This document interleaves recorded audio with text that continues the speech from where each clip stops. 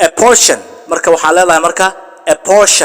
portion English na waa kan af Soomaaligiisana waa ka waxa leedahay a portion waa maxay waa dhicis marka ilmaha la soo dhiciyo isagoo markaas bilooyinkiisa uusan dhamaan la soo rido ama hooyadiis ay soo rido waxa loo yaqaanaa a portion waa dhicis tusaale ahaan jumlad markaan gelino jumlad English aan gelino waxa leedahay some women choose a portion qaar kamida dumarka waxay doortaan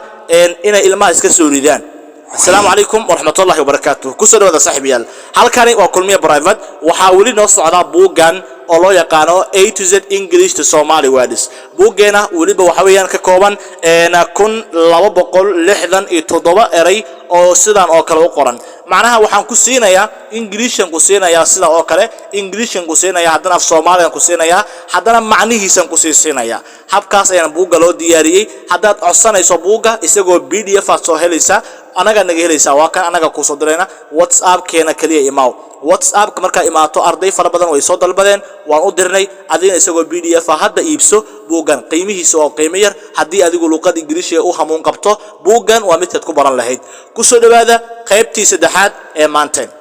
waxaan baranaynaa maantana qaybtii saddexaad haddaba waxaan ka bilaabaynaa ereyga konton iyo sidoo kale konton iyo koowaad ayaan ka bilaabaynaa ereyga konton iyo koowaad aan dhaho waxa weeyaan marka ereyga konton iyo koowaad waxa weeyaan a pound midida af Englishka waa kan a pound sidaas loo qoraa af Soomaaligiisana a pound waa maxay marka ku saabsan ereyga konton iyo labaad waxa weeyaan a portion English ahaan habkaas loo qoraa a portion af Soomaali ahaan waa ka a portion a portion waa maxay waa dhicis marka hooyadu ilmaha ay soo dhiciso xooluhu ay wax soo dhiciyaan oo kale cunuga oo waqtigiisa la gaarin oo dhicis uu noqdo waxa weeyaa marka a portion marka waa dhicis English adiguna hal erey hal jumlad soo qor oo comment ku soo qor hadii aad awoodi karto inaad hal erey aad soo qaadato 10 keena maanta hal erey kala dhaxba jumlad noo soo gali Englishkaaga marka waxaan arkaynaa oo waxa marka nagu soo dhacaysa inaad English wax yar aad ku fiican tahay ereyga konton saddexaad wax weeyaan ash waa maxay waa dambas ash waxa weeyaan waa dambas Englishka habkan loo qoraa af Soomaaliyeed ku akhri lahayd waa kan ash aad leedahay waa dambas ereyga konton iyo afraad waxa weeyaan absolutely habkan Englishka sidaan loo qoraa af Soomaaligan habkan uu dhawaaqaysa absolutely waa maxay waa xaqiiqdii misana run ahaantii marka dhahayso ereyga konton iyo shanaad waxa weeyaan according to waa maxay marka loo eego marka dhahayso waay marka Englishkiisana waa kan af Soomaaligiisana habkaas u akhri macnihiisuna waa marka loo eego ereyga konton iyo lixaad waxa weeyaan allow waa maxay allow ogolaanshiyo mobilkaaga markaad wadato mise laptopkaaga computerkaaga wax walba sidaan way ku soo qorayaan allow way ku soo qorayaan haddaba marka u fiirso waxa loo akhriyaa ku dhahay habkan af Soomaaligiis fiiri allow loo akhriyaa macnihiisu waxa way ogolaanshiyo markaad wax rabto inaad ogolaato laga rabo waa ogolaanaysaa marka allow taabal uu leeyahay markaas taabanaysa allow waa ogolaanshiyo ereyga konton toddobaad waxa weeyaan marka almost waa maxay waa ku dhawaad waa ku dhawaad macnaha waa ku dhawaad marka la ku dhawaad 85 kilogram 85 kilogram ku dhawaad waa la marka almost waa ku dhawaad English ahaan habkan loo qoraa af Soomaali ahaan habkaas ayaa marka loo akhriyaa waa macnaheedu waa ku dhawaad ereyga konton sideed waxa weeyaan admit waa maxay admit waa ogolaansho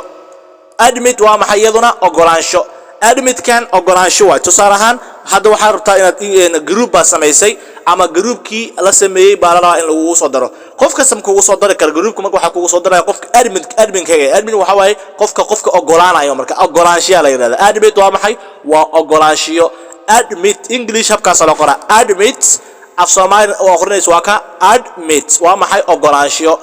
okay ereyga konton sagaal waxa weeyaan amaze waa maxay waa la yaabid habkaas aad u qoraysaa Englishkiisa af Soomaaligiisa halkaan sidaas ayaad u qoraysaa isaga marka isku mid waa amaze waa maxay waa la yaabid ereyga lixdanaad waxa weeyaan angry okay angry waa cado misana xanaaq angry waa cado misana xanaaq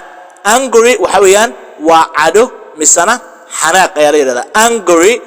cado qofka markuu cadoodo oo kale angry waa cado adigu jumlada soo gelin kartaa ereygan soo geli hal jumlad ereyga lixdan koowaad waxa weeyaan alcohol waa maxay waa khamriga alcohol waa khamriga alcohol waa khamriga habkaas ayaad u akhrinaysaa ingiriiska iyo af Soomaaligiisaba ereyga lixdan labaad waxa weeyaan aunt waa maxay eedo misana habar yaro aunt aad leedahay fiiri aunt mid af Soomaaliga ku fududeynaya marka ingiriiska marka saan oo aad akhrin weydo kana ku dhawaaqaysa aunt waa maxay marka eedo misana habar yaro ayaad leedahay ereyga lixdan iyo saddexaad waxa weeyaan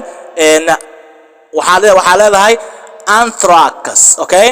anthrax waa maxay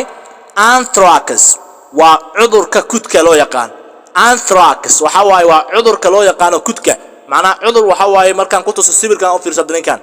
marka meel adigu inay ka wax laga qanin oo ka noqoto erey marka wuxuu aad iyo aad ugu badan yahay xoolaha ayuu aad u badan yahay bani'aadamkina marka way kala qaadaan sida istaabashada oo kale waxyaabahaas isku kala qaadaan marka cudurka kudka loo yaqaan adiga marka magac kale haddii u taqaanana waa laga yaabaa marka waxa loo yaqaanaa anthrax waa maxay waa cudurka kudka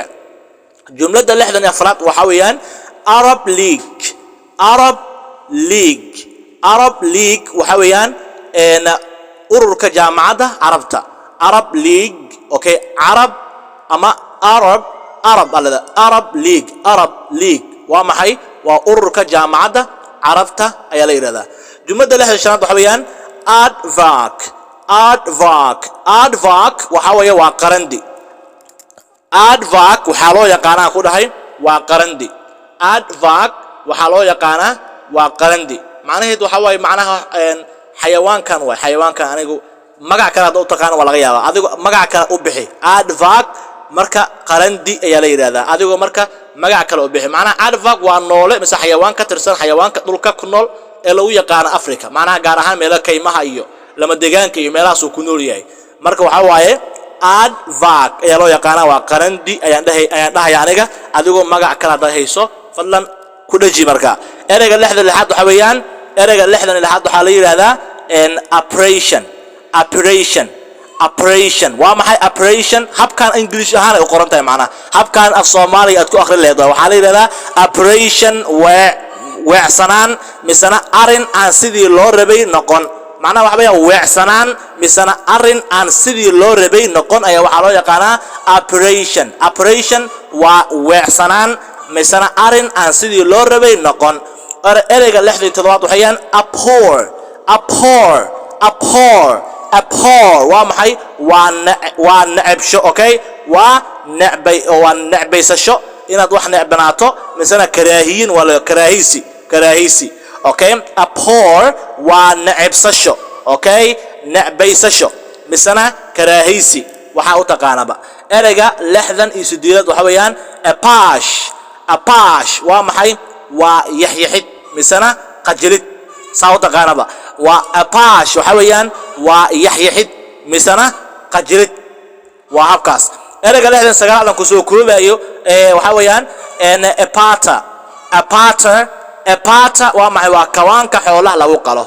apata waa kawaanka xoolaha lagu qalo sidoo kale waxa la dhigi karaa slaughter house waa dhigi kartaa waa kawaanka xoolaha lagu qalo slaughter house waa kawaanka xoolaha lagu qabisana